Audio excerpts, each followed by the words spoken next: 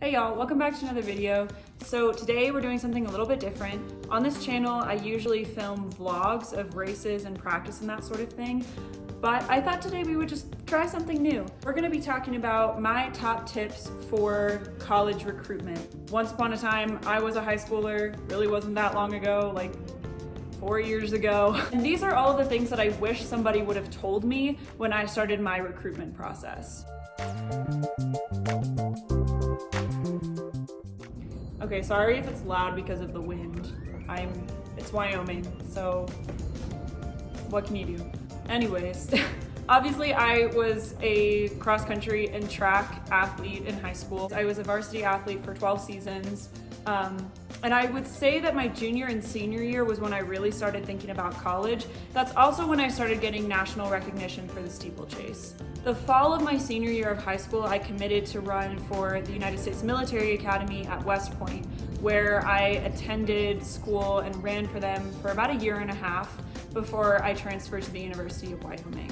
Personally speaking, at West Point, I did not have a great experience with running and coaching and just all around, but that could be an entirely different video. Bottom line, I wasn't happy, and I decided to do what was best for my mental and physical health and leave the service academy and transfer somewhere else. I decided very last minute to leave, and Wyoming and West Point were my two top picks. So I had already known the coaches and the team pretty well at Wyoming, and my parents and my brother both went to school here, so I already had a lot of friends, and it just made the most sense for me to go to Wyoming at the time. Currently, I am a junior at the university here, and I absolutely love it. I am having an incredible time with my college experience. My running career has just been going up and up, so yeah. Also, before we get started, I just want to put it out there that I am giving these tips and this advice based upon my personal experience. People can be in very, very different situations than I am, different financial needs, different locations, whatever it may be. Just take it with a grain of salt and know that this is just coming from what I have experienced. My first tip, and arguably the most important tip on here, is to be honest with yourself. It should come as no surprise that running Division I track and cross country is a big commitment. You're not just putting in your time, you're putting in your mental and physical energy 24/7. While this can be extremely rewarding, it doesn't come without a cost. Essentially, you need to be asking yourself whether or not you are willing to expend that mental and physical energy and whether or not you actually like running that much. I'm probably gonna be the first to tell you, but it's okay if that answer is no. When I was in high school, I was so caught up in the idea of becoming a Division I athlete, running in college. I really, really romanticized the idea, and I really should have just taken a step back and given myself the freedom to say, hey, it's okay if I don't run in college. For me, it really limited the choices of where I looked and applied to schools, and that is honestly one of my biggest regrets. I wish that I had applied to schools regardless of whether or not I could run for their program. And I just want to say that running in college is not everything. While I love it and it is my passion, it is not my entire life. There's a very, very, very small percentage of college athletes who go on to run professionally.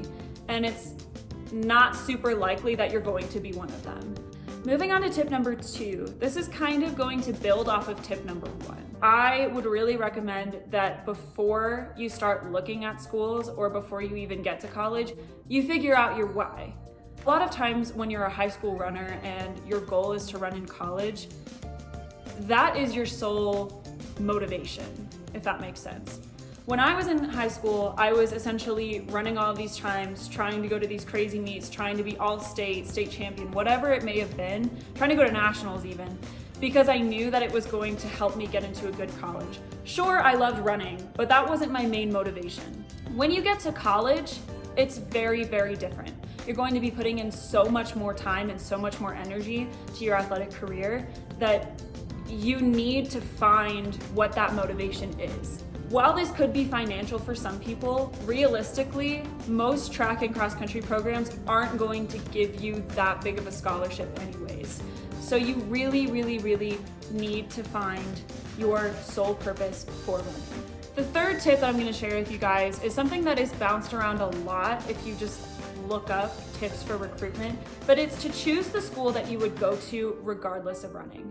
A good way to measure whether or not you truly want to go to a school is to ask yourself whether or not you would still want to be there if you're injured.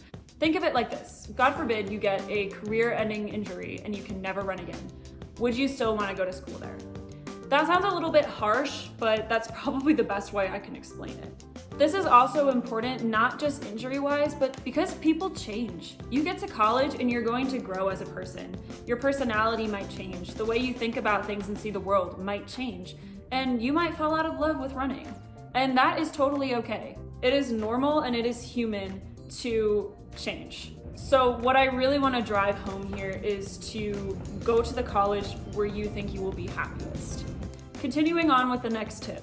The coaches and the team environment matter. Please, please, please, please, please, please don't choose a school solely because of the prestige. That is what I did.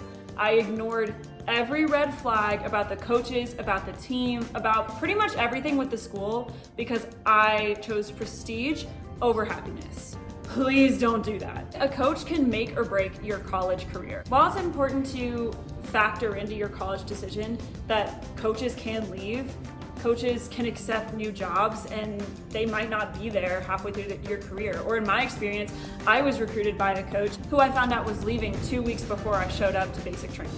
I think it's also really, really important to try and find that coach that you have a genuine connection with and to figure out whether or not they are the kind of coach that is going to run you into the ground for 4 years just to squeeze a little bit of excellence out of you for their program and then never give a thought to you again. Because trust me, there are a lot of coaches out there that are like that. While it's unfortunate, that's just the sad truth about NCAA D1 running. So I really encourage you to find a coach that wants to build up your running career, that wants you to keep running after college. I'm incredibly thankful for our coaches here at UW because they are the kind of coaches that want us to keep running after college. They want us to love running so much that it becomes a lifelong passion. It's also so important that you find a team that has a really positive atmosphere.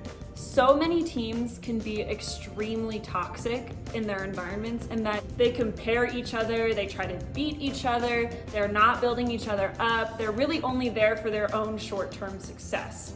So I would really encourage you to find a team that is supportive and is very positive. Teammates that like to have fun at practice while working hard to push one another is so rewarding. Now you also may be asking, Anna, how do I even do that? And what I would really encourage you to do is 1, go on college visits, and 2, pay attention to digital content. When you're going on college visits, if the rules haven't changed, I believe you get 5 overnight visits. On these overnight visits, if you choose to take them, really, really pay attention to the way the team interacts with one another and the way that the coaches interact with the team.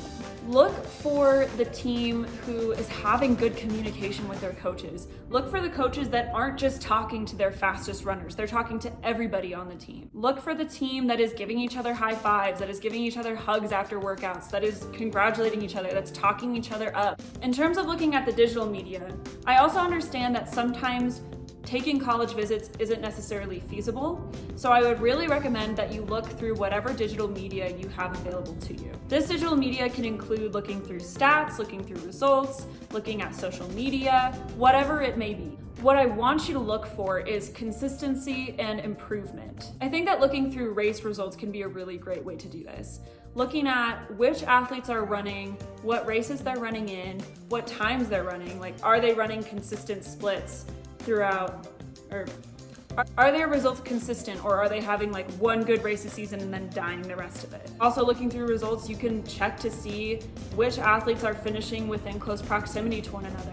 And that's really important to understand whether or not there's depth in the team. I would also encourage you to look at social media and take this with a grain of salt because social media can be very, very deceptive and can oftentimes show things that aren't true.